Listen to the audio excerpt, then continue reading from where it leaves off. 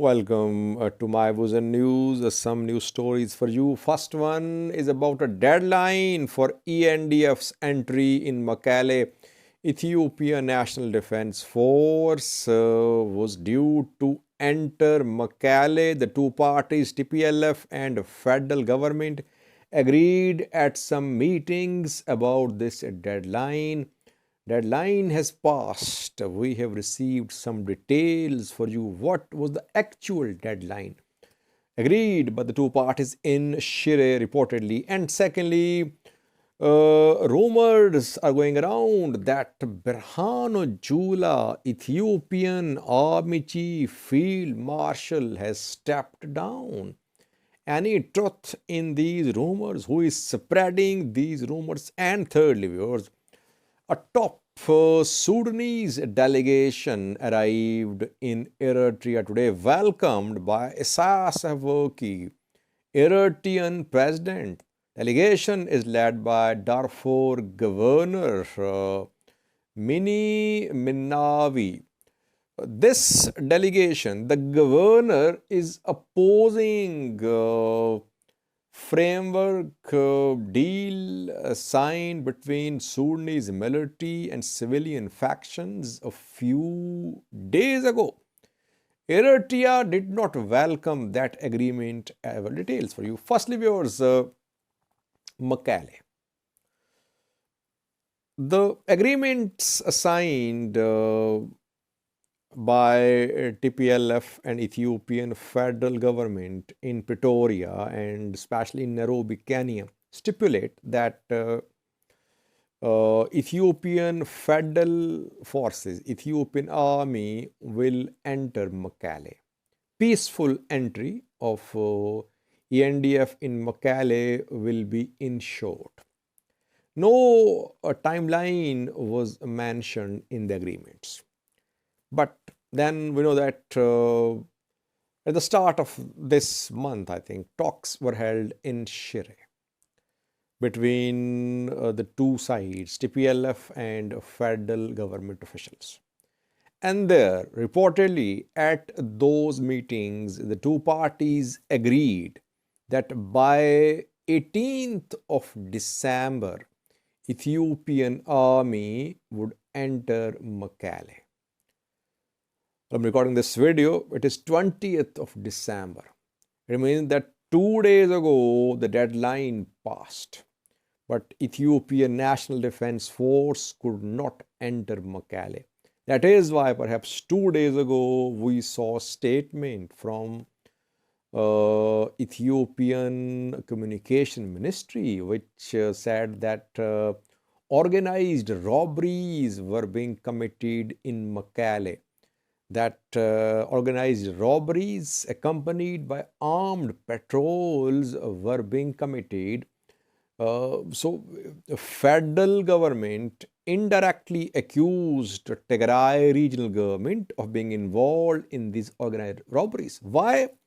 Because deadline was passing and federal forces were not being allowed to enter Mekelle. That is why that statement was released by Federal Communication Ministry around 2 days ago. And then we saw a counter attack counter statements from Gata from Professor Kendea. And Gatacho warned that Mekelle's problems, Tigray's problems will be solved by the people of Tigray, by Tigray administration. It means that these two statements, one from federal government, other by Gatacho and Professor Kendea, were due to friction between the two parties over entry of Ethiopian National Defense Force in Mekelle. Of course, there are other issues as well, like disarmament. But deadline has passed. That is why we saw exchange of some statements between the two sides. The two sides are accusing each other of slowing down, of delaying the implementation of the peace deal, which is very clear that all what was agreed in Pretoria, in Nairobi, Kenya, then in Shire is not being respected. Commitments are not being honored. Two parties are accusing each other. Secondly, viewers,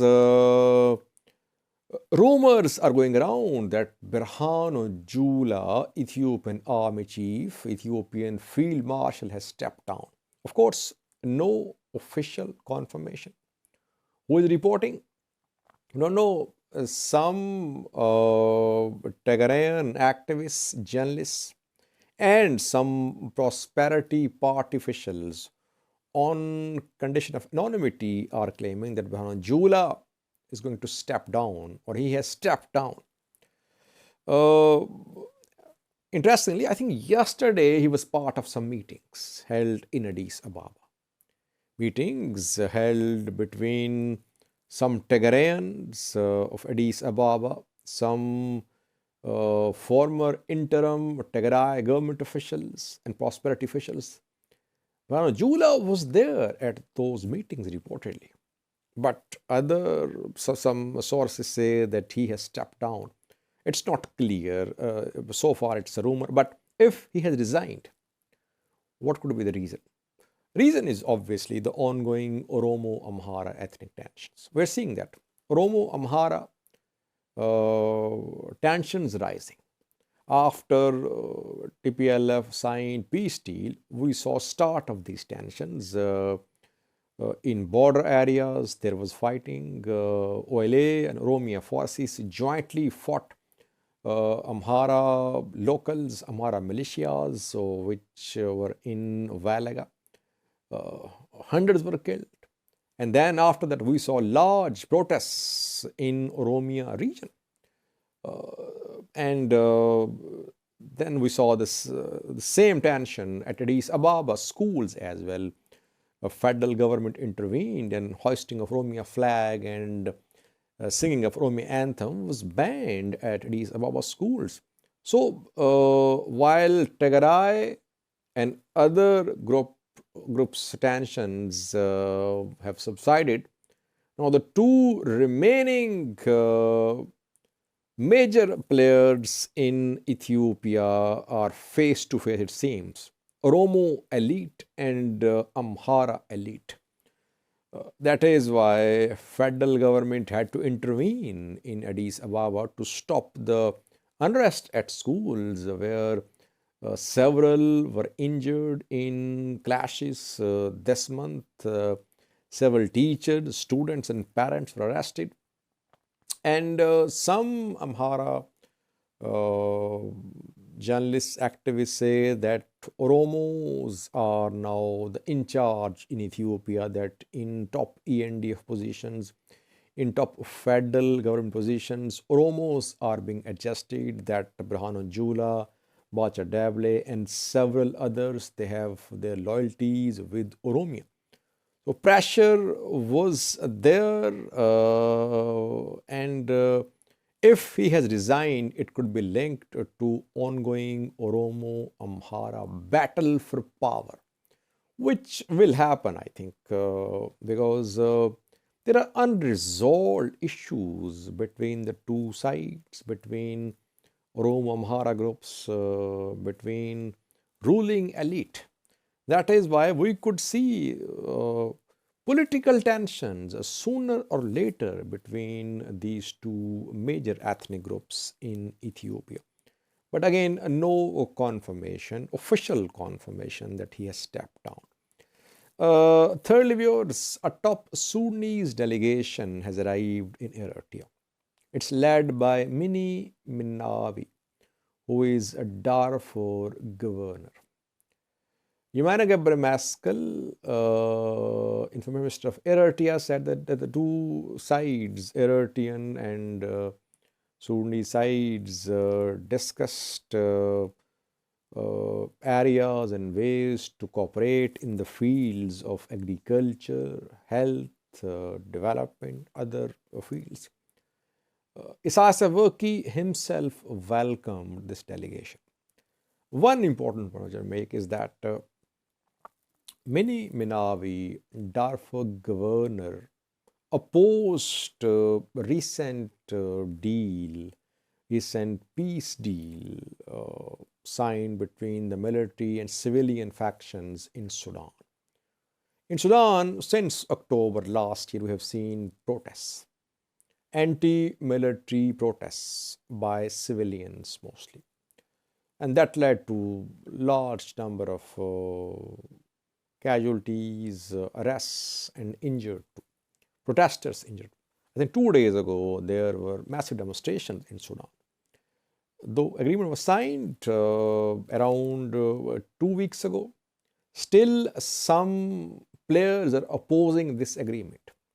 Like in eastern Sudan, some factions of Bija tribe, backed by Eritrea, are opposing the agreement.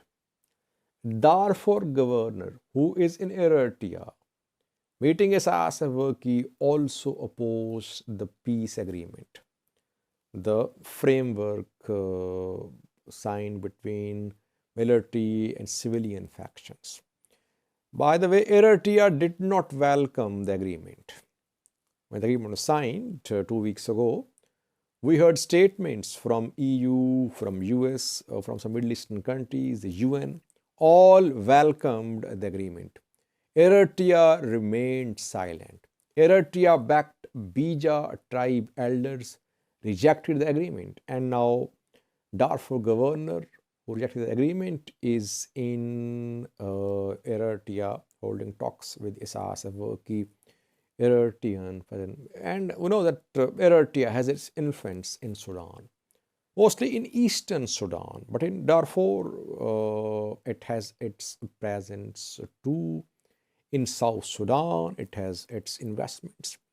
Eritrea can influence this agreement. By the way, Eritrea offered to mediate between the military and civilian factions a few months ago when Yamana Gabriel and Eritrean foreign minister delivered a special message from Isaias Afwerki to Abdel Fattah al-Burhan and Hamati. But Burhan did not agree to Eritrean mediation.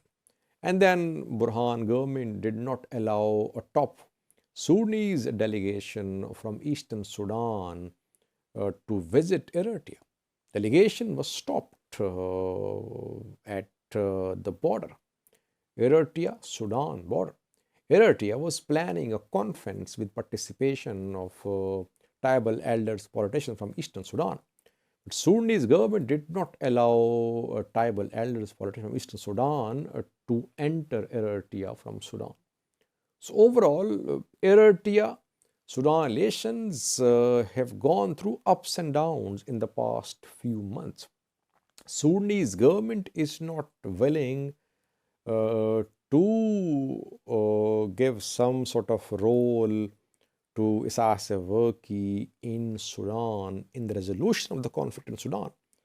That is leading to some speculation that Eritrea could try to spoil the deal signed around 2 weeks ago between the military and civil faction, though several civil factions are already rejecting the deal.